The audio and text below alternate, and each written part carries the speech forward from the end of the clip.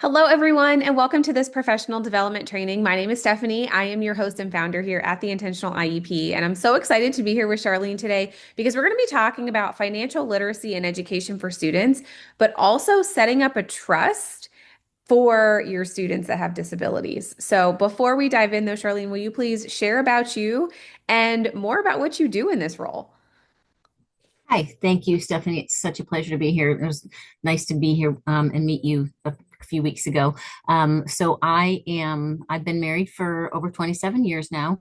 I have two adult boys and a 14-year-old granddaughter.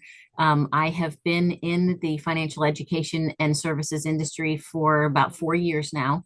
And I love what I do because there's so much lack of education in those areas in the country, and people are suffering because of it. So my part of my mission is no family left behind and helping people in any way that I can where it comes to that arena.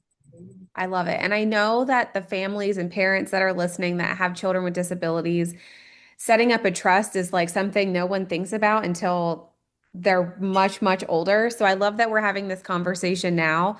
And teaching financial literacy is so important, not just for students with disabilities, but for all students. I think everybody could use a little bit of help in this arena. So I'm excited that we're going to be talking about both things. We're going to start with teaching financial literacy first. So, why is it important to begin teaching financial literacy to students at an early age? And what are some foundational concepts that we can start with? Okay, so starting financial literacy education early for children helps them to build long-term habits around saving, spending, and making money, thoughtful money decisions for themselves. Because, we're all like, I want it now, I want it now, I want it now. But we have to teach our children when they're young the differences between how money works, how much you've got, and how much it's going to cost you to buy these things, and that you can't just have everything that you want. There's a 2013 Cambridge study that backs this up, and it says that children form many of their core money values by the age of 7. Oh, wow.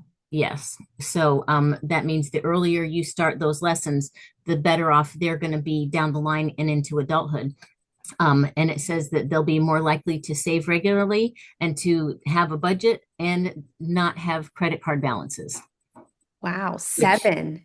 yes, before the age of 7, they suggest starting between the ages of 3 and 4. Oh my goodness. This is Yes, making me think about my son. That's like a year and a half away. Oh my gosh. yes, Okay. yes. Wow. That's And early. yes, absolutely, absolutely. But when throughout the years, I've always heard that by the age of 5 a child's personality and character has been developed by their environment. Yeah. So the sooner you can start introducing the financial money part of it, the better it is for them, and they'll start to receive it. They suggest the foundational concepts to introduce first is to help them to recognize coins and bills. Okay. Understanding the difference between needs and wants, like we mentioned before, because there's a big difference between those. We all want everything now, but you can't always have everything now. And that's Yeah. a hard concept, especially for children. They just like they don't understand that concept. Yeah. um, Setting and reaching small savings goals with them so that they pick something that they want, and you help them to put some money aside every week or month or whatever until they get to that goal so they can go get that thing that they wanted to have. Mhm. um, and learning that money is limited and you have to make responsible choices with your money. How many of us as adults have not done that? you know Yeah. I know I personally haven't in many occasions. And then just basic budgeting with tools like jars and envelopes. You can put out a jar for them that they can put their money in and have some kind of tally on the side of the jar that's to add it up as they put it in there. And Hmm. with envelopes, you can just write the amount on the envelope, and every time you add more to it, cross out the number on there and put the new number so they can see that that money is growing for them, and they'll be able to get to their goal if they stick to it. Yeah. Oh, my So mind is racing. There's so many good skills that as teachers, even as parents, that we can instill with our kids and work on with our kids at home, especially when it comes to money. Because mhm. we talk about in the state standards for school, no matter what state you're in and what state standards your school uses, there's all of them have standards for learning money, identifying coins. And I know for kids with IEPs, and I will never throw anyone under the bus except for myself. I am guilty of doing this. For our students who are older and they still don't understand those concepts of money, we're still writing those, we'll identify coins and bills. And yes, we can be writing those IEP goals for them, but we should be writing goals for understanding, like you said, budgeting, wants and needs. To be able to do those higher level skills, they also have to have that prerequisite skill of identifying coins, identifying bills. And Yeah. so just thinking of that when we're writing IEP goals for math standards that deal with money, it's really important to think about these foundational skills and these Mhm. concepts that our kids need to learn. And I love that you brought up the age, like starting at 3 or 4 seems so early, but it makes so much sense, which means that it's never too early to start teaching our kids about money. No, no. How many times you've been in the store and you've heard a child screaming and hollering because they wanted something and the parents told them no, Yeah, because they don't understand. But if you right, can start teaching them young, I was never taught the money concepts when I was young, other than the basic stuff that they teach in school. right. We're not taught that stuff, and that's part of the reason that the country is in the state that it's in. Because Hmm. if we weren't taught it as a child, how are we going to know what to teach our kids as parents? Yeah, You know, so it can be cool. very, very challenging. Yeah. Well, let's talk about, before we dive into talking about setting up a trust, let's talk about maybe some classroom tools or activities or resources that maybe teachers, even parents could do at home that are going to embed these financial literacy skills into things that we're already doing. What are Yes. some ideas that you have? Absolutely. Some of the basic things is just simple role playing at home, role playing activities at home with your child, running a classroom store, Oh, maybe having some snacks or treats or something that they want to buy, or some little like little dollar store toys that they want to get. And you can set this up in the classroom or at home and just have a price on it. So mhm. they're learning the value, and they're learning that you have to plan ahead for these things. um, Making it a game at home. You be the store owner and your child be the customer. And they come in and, they've got to pick something, and then you tell them how much it is, and they figure out what pieces of money they need to give you to pay for that item. And you can do like creating visual goals, like a thermometer chart, Mhm. where you draw a thermometer on a piece of paper and hang it up on the wall. And then every time they put something in there, you fill it in. Yeah. They get to a certain goal, then they can get the prize that they were saving their money for to get. Those are great ideas. In my Hmm. mind, I'm thinking about when I was younger. I'm going to age myself so much here, but it's okay. When I was younger, so I would babysit my neighbor after school. And so I Hmm. think I earned like $15 a week or something, right?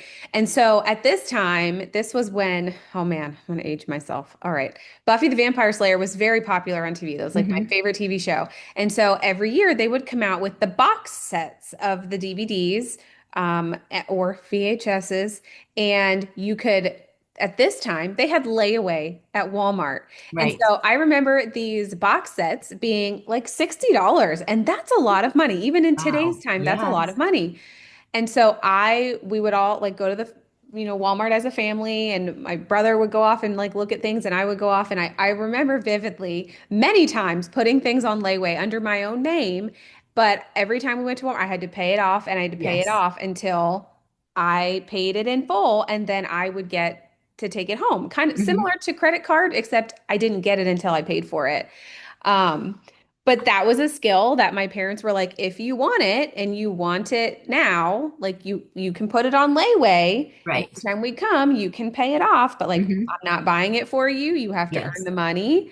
And Yes. so I know that's one thing that my parents did when I was older. I would say I was probably a teenager at that point. And Hmm. then when it got to the point where I was old enough to get a credit card. My mom co-signed on the credit. It was a Macy's credit card at our mall. And so she was on the statement. And so she knew if I bought something, she would Right. make sure that like I You paid pay it for off it. and I Hmm. had a job and I was paying my Yes. bills. And so they helped me when I got older. Not to say they didn't help me when I was younger, but that was the things that I learned about money was at school, right? Like Right. we had an allowance or we got like a couple dollars for doing chores and things like that. But there's a lot of things that we do as adults that deal with money. I mean, pretty much everything. We go to work to earn money. We go to the store to use money to buy things. We pay Yeah. for services with monies. We have credit cards now that we have to pay off with money. And so I think for teachers and parents is to simplify it. Just think about the things that you do with money that you earn or how you earn money. How can your child earn money at home? Whether Mhm. that's doing chores, even if it's like they get a quarter for cleaning out the bathroom sink after they brush their teeth. Like that is still one, Something. a Yeah, very important life skill for that child to know. absolutely. And they're earning money at the same time, and then they can use that to save for something. So Yes. we could also do that in the classroom where every time they help clean up at dismissal or they have a job in the classroom, Hmm. they get paid with school money, and then they can use that, cash that in for whatever it may be. Exactly. Lots Exactly. of different And things. it's important for them to learn those concepts when they're young. You Yeah. know, I mean, there's having chores at home is important for from when they're young so Yeah. that they know you're not going to do everything for them throughout their whole life, and these are the things that need to be done and that you expect them to do. Hmm. So, and it's, it's the same thing in the classroom. If there's stuff that needs to be cleaned up in the classroom, pitch in and help out, you Yeah. know even without having to be asked. And unfortunately, a lot of people don't teach their kids that when they're young. Yeah. They just are doing everything for them sometimes because it's too frustrating, but it's an important life skill for them to have. Very And important. one of the other things with that topic, as far as life skills, is helping them to deal with the frustration of not having the money to buy something that they want right now. Yeah. And just that's where the screamy child in the store Yeah. happens. If you can help them to understand when they're young, then you won't have as many of those tantrums and stuff when you're out because they're being told no. you Yeah. know so it's just there's an app called Touch Autism, and Hmm. it's a free app that helps parents with stuff Oh, like that. cool. Okay. I'm gonna look it up. And I'll link it if I can find it. I'll link it below in the video notes here, so that way you can, if teachers, parents, y'all can access it. Yep, there it is. All right, I will link it below here so we have it. That's awesome. Thank you. You are welcome. My pleasure. Yeah. All right. Well, let's dive into setting up a trust for students. Now, I will admit this is not, I know nothing about this. I know that it is a thing. Right. So you are going to be teaching me right alongside everyone else. So what is the purpose of a trust and why is it important to have one set up for a child? The biggest purpose and importance of a trust is that it provides a secure financial foundation for your child later on throughout their lifetime, especially if you have an autistic child who may require some extended care and support. The Okay. trust will help you to have things set aside for them so that they have the support that they need when Okay. they're older, and especially after you're gone. And it protects them from financial exploitation from others because they don't have a complete understanding of financials and how all of that system works. Okay. Um, and it also is important because if you set it up properly, if it's structured properly, then the the parents can it won't interfere with their SSI or Medicaid.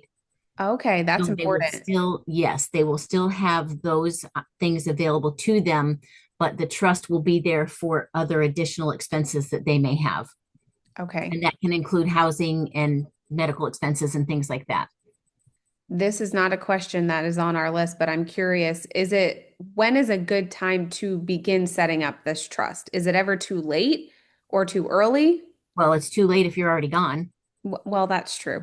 Yeah. So, the sooner you can do it, the better, because then you can start funding it now while Okay. while the child is younger, so that when the time comes and you're gone, that will have built up and it will be there Okay. for them. That makes sense. Because, I mean, thousands of people die every day Yeah. unexpectedly. So, we don't know if we're going to be here tomorrow or next week or next month. So it's never So, too early to start one. no, The more you fund it, I mean, obviously, the more money your child's going to have in the right. event that they need to use it or when they will use it. Yes. Well, what are the benefits of a trust?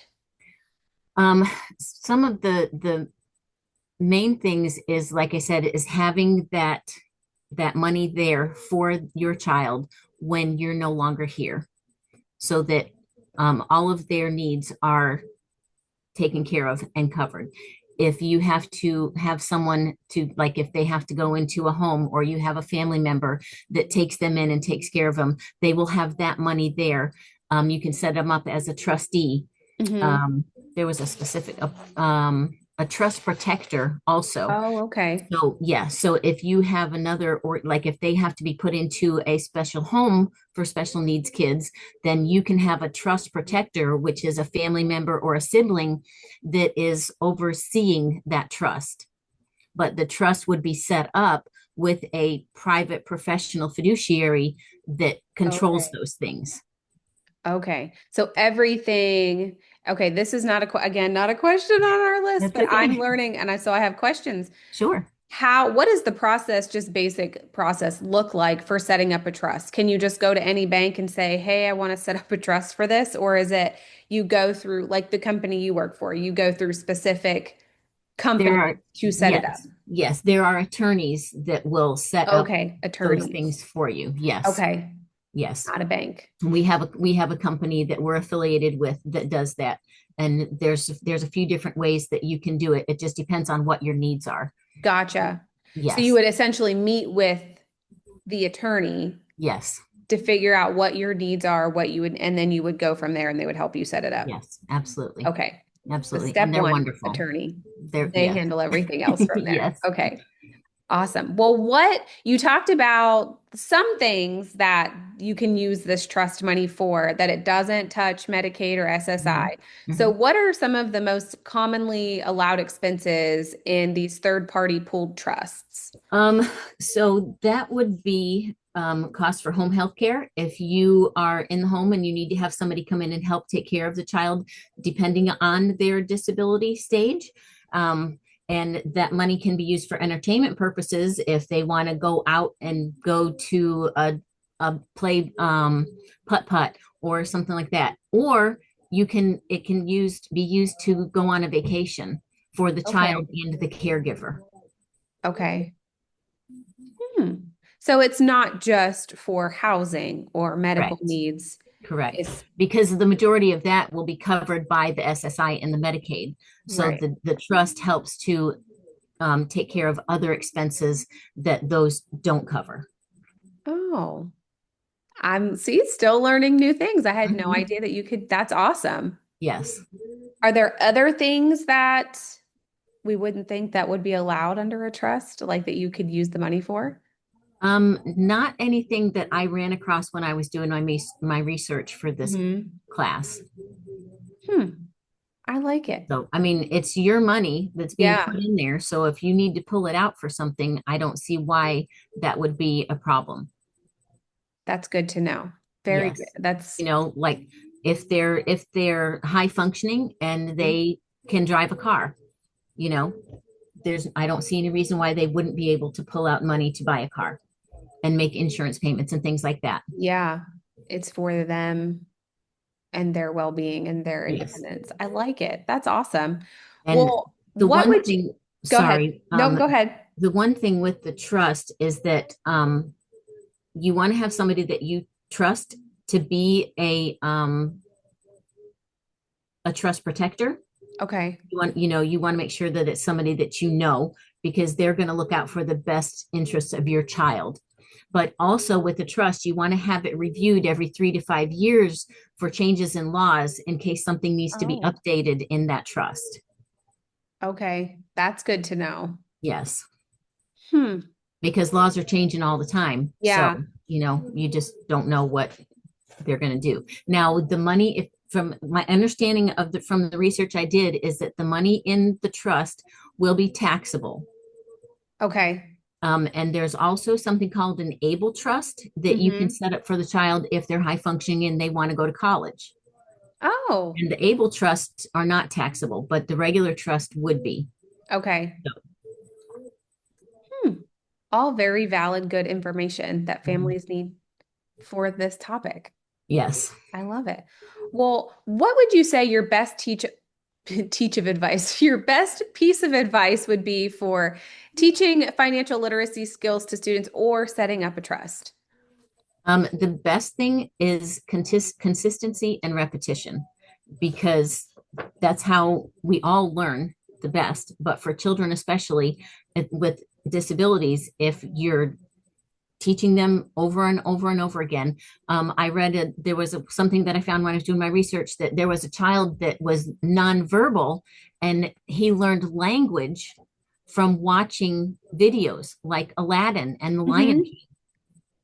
And so he learned those skills from watching those movies over and over and over again. So it's the same thing with the money. You every week, maybe a few minutes every day, going through the coins and the bills and just the basic principles that you're trying to teach them about money. So when you go shopping with your child, teaching them that it's okay to take their time, giving them counting out their money to pay for their items and practicing that with them when you go shopping and you take them with them, let them pay, give them the money to pay at the register instead of you doing it for them all the time, Oh, I like that and that will idea. help them to get into the practice of doing that, and it will help them to be more comfortable so that they're not stressing out because there's people behind them, I got to hurry Yeah. up. And because some people can be really mean, Yeah. and Impatient. they're very impatient. So if they practice that on a regular basis, then that will help them as well. That's very important. I think it's so with any skill, not just money skills, it's so important to model what the expectation is or what we should do or how to count out money. How do we find out if we have enough money, you Right. know? And so I think the biggest thing is just modeling and talking through it with your child as you're doing it because the cashier is going to ring everything up, right? And we're just going to put a card in. And so as they're ringing it up, when they say the total, you could do something like, okay, the total is this much. And so we have to add tax. And so tax is this much, which means we have to make sure we have this much more money because tax is Exactly. on everything. And so there's conversations. Not everything has to be like a physical count out money, but just even conversations around Hmm. money and how it Hmm. works. And Yes.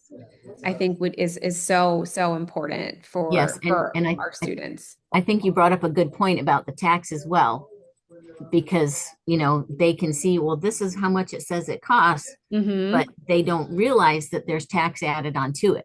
Yeah. So, incorporating that as well when they're young. Okay, it's going to cost you, this is how much the item is, but this is how much you have to pay in taxes. So, this is how much what the total really is going to be that you need to have. Yeah, I even just saw a video recently online of a girl. She had her first job, and so she got her very first paycheck, and she was like, "Why am I paying for Medicaid?" And the mom said, "Because you have to pay for Medicaid." She goes, "But I'm not on Medicaid. Why do I have to pay for it?" Because it's a tax. You have to pay for it. She goes, "But I already Yeah. paid the taxes. Why?" Like she just didn't Right. understand. And her Because mom's like, when you get "Welcome." old, you're going to need it. The mom was just, she was kind of laughing, and it was kind of comical because I understood very well, like, why she was like, I'm not using it. Like, why do I have to pay for it? But at the Right. same time, you're like, Exactly. well, it's just part of the system that It's we a have to part. roll Yes. with. Like, that's part of paying taxes. And so then Yes. you have to go to the tax guy every year, and you might owe more taxes. And Hmm. oh, the conversations just Yes. get bigger and bigger as they get I know. older. And I we won't know. go down into that. But Right. lots of good conversations can be had over financial literacy and education about money for students and setting up a trust. And they can do parts of it with you. You can say, we put this much money in every month. So, in this many months, how much will I have? And so they can be a whole part of that process as well. So, thank you Right. so much, Charlene, for being here and Thank just you. I sharing appreciate your it. knowledge and expertise about financial literacy and setting up a trust for students and for our kids that have disabilities. If anyone wanted to reach out to you, learn more from you, or even work with you, where would be the best place to do so? They can reach me through my email at charlene.all, ALL 64 at gmail.com. Awesome. I will link her or have her email address down below this video. So if you have any questions or want to reach out to work with her to set up a trust, please do so. She is here to help you and give you more information about all the things when it comes to trust. If you have questions about financial literacy, questions about how you can teach different things, write IEP goals for financial literacy, lesson planning, send an email to me, reach out to me, send me a comment, whatever it may be. I'm here to help you in that avenue of teaching and writing IEPs as well. So, again, thank you so, so much, Charlene. Go ahead. Thank you. And Stephanie, one thing that I forgot to include in that is with the trust is that as a parent, if you own a home, the sale of that home, the money can be put into the trust for the child, and life insurance that you have on yourself can also be put into Oh. that trust. And anything that they have left in the bank can be put into the trust for them as well. Awesome. We'll see things like this. So if you have additional questions about trust, again, reach out to Charlene. Her email's below this training so you can learn more. So again, thank you so much, Charlene, for being here. And Thank thank you. you so much for being here to learn more about financial literacy and setting up a trust for your child. We will see you in the next training.